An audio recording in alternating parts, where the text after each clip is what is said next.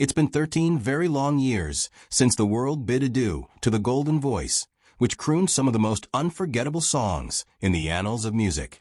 When he died in 2012, his fans were heartbroken, but questions still lingered on. There were whispers of secret romances, of hidden struggles, and of a side of Robin Gibb that few did ever get to see. For years, his family said nothing, allowing the music to talk for itself. But today, his children have resolved to break their silence, confirming rumors that never went away and setting the record straight about the man behind the myth. Robin Hugh Gibb was born on December 22, 1949, at the Jane Crookall Maternity Home in Douglas, on the Isle of Man, just 35 minutes before his fraternal twin Maurice, and went on to become one half of one of the most unmistakable voices in pop music. Their parents, Hugh and Barbara Gibb, were full of warmth, laughter, and love for music, creating a home filled with creativity and joy.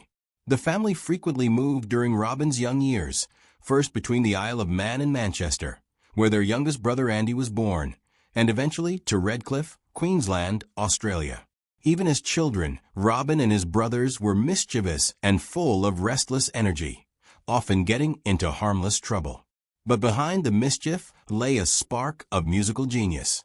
It was during these early years that Robin, Maurice, and their older brother Barry began experimenting with harmonies, singing songs by the Everly Brothers and Paul Anka, thus developing their signature sound even before their entrance to fame. By 1955, they had formed their first group, the Rattlesnakes, performing around Manchester. Though young, their natural chemistry and raw talent set them apart. After two members left, the brothers rebranded as We Johnny Hayes and the Blue Cats, before the family took a leap of faith in 1958 and emigrated to Australia. Their move would change everything. In Australia, they reinvented themselves once more, this time under the name that would go down in history, the Bee Gees. The name was said to stand for Brothers Gibb, although some claimed it came from the initials of a local DJ who supported them. In 1960, the brothers made their first television appearance, performing Time is Passing By on the show Strictly for Moderns. Robin's trembling, soulful voice stood out immediately. By the mid-1960s, the Bee Gees were recording hits under Festival Records, and their sound hinted at greatness.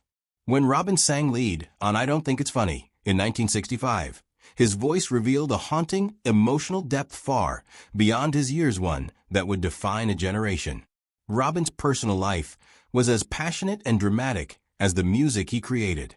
During the height of the Bee Gees' fame in 1968, he married Molly Hullis, a secretary who worked for their manager, Robert Stigwood. Early on, both were survivors of the Hither Green Rail crash, a terrible accident that killed dozens.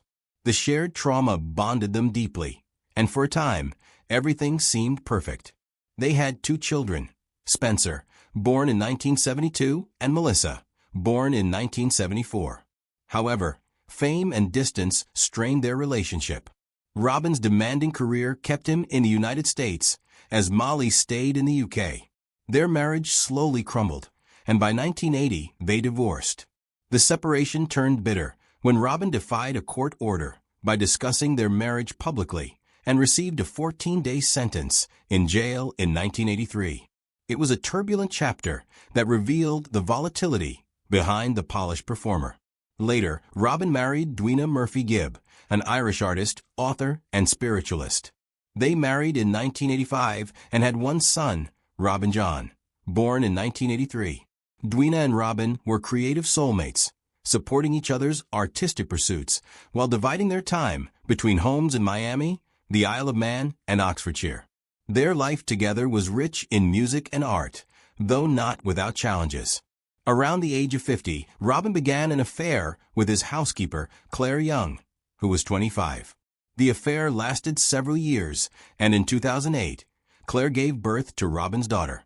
The scandal made headlines, but those close to Robin said he remained deeply devoted to all his children, always seeking harmony despite personal turmoil.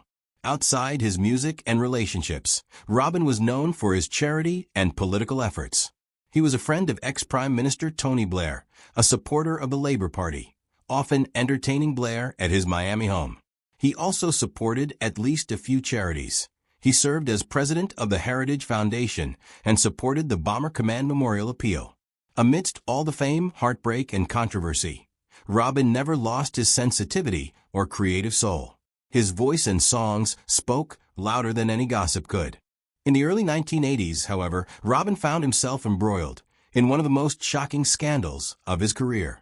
Between 1980 and 1981, the FBI allegedly began investigating him after a series of alarming telegrams were sent to the attorneys of his ex-wife, Molly. These messages contained threats that implied violence, including one chilling line suggesting he had taken out a contract, a phrase understood to mean hiring a hitman. The telegrams were traced back to Robin, who was in the midst of a bitter and emotional divorce. This was serious business for the FBI, as the messages had crossed international borders from the UK to the United States.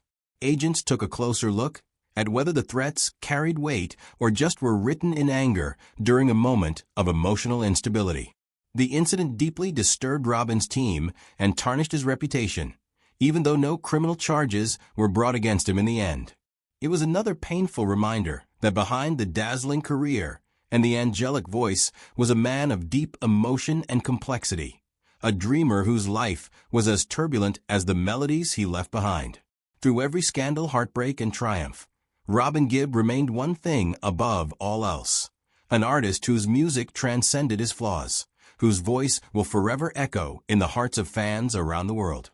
One of the telegrams reportedly stated, "I have taken out a contract," while another hinted at vengeance for the way he said the divorce proceedings were being handled. Though the messages were threatening in tone, no criminal proceedings were ever brought against him, and the inquiry was quietly dropped after a few months. Friends close to the singer later revealed that Robin was in a state of deep emotional turmoil at the time. His marriage had fallen apart, he was locked in a painful custody battle, and he was desperately trying to maintain his public image while juggling a demanding career. Those who knew him insisted that Robin was not a violent man, only someone who had been pushed to the edge by stress and heartbreak. Still, the scandal left a permanent mark on his reputation.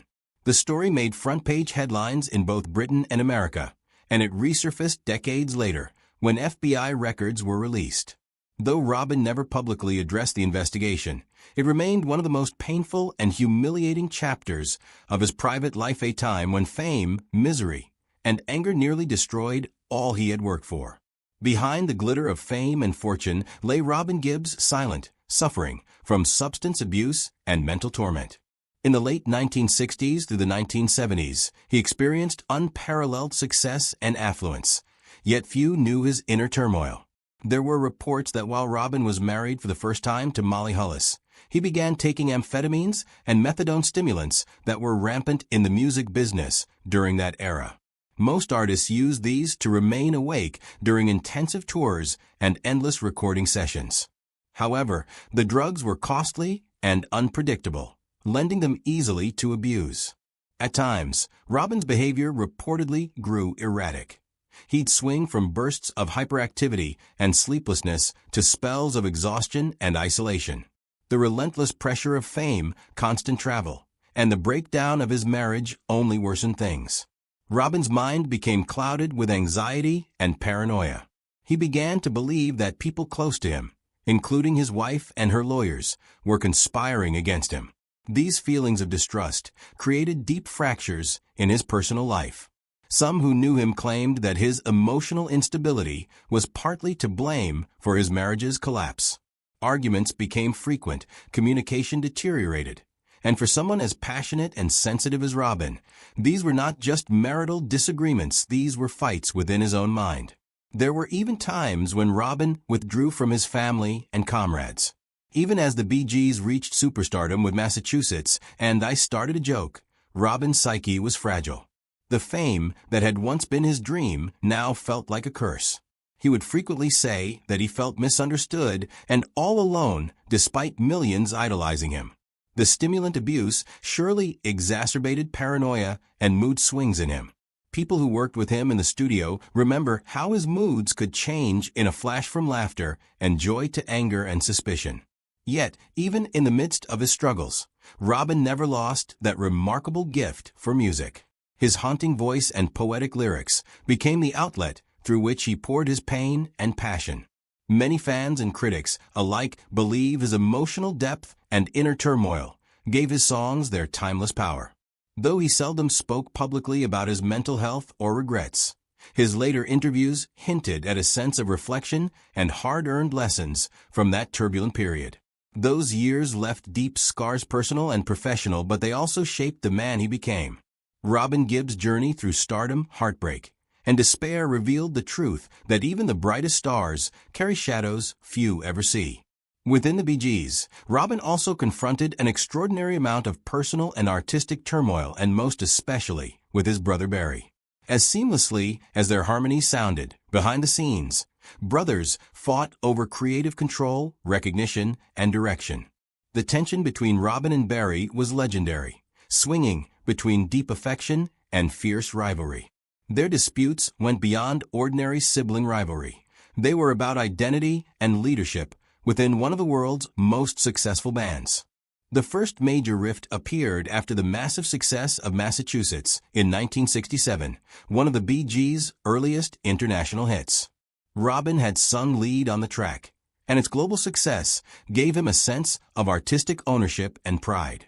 But as the Bee Gees' fame continued to grow, Barry increasingly took the lead on subsequent songs. Years later, Barry admitted that ever since Massachusetts, Robin felt strongly that he should remain the band's lead vocalist. That creative tension would simmer for decades, sometimes quietly, sometimes erupting into open conflict. But it was also part of what gave the Bee Gees their incredible emotional range. Their rivalry, while painful at times, helped shape some of the most beautiful music the world has ever known.